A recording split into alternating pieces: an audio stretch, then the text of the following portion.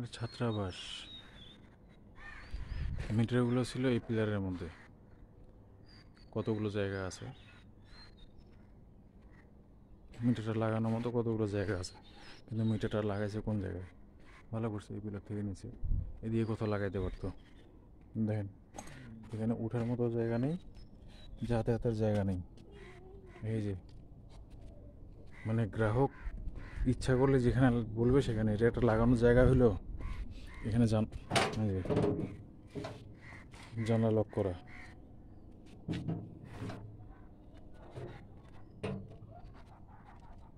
এটা মিটার লাগানোর জায়গা এত দূর? এটা কোন সেন্সে আমাদের লাইনম্যানরা কাজ করে এখানে এইভাবে, এইভাবে যেখানে যাতায়াতের রাস্তা নেই? আর দোষ আসে আমাদের উপরে।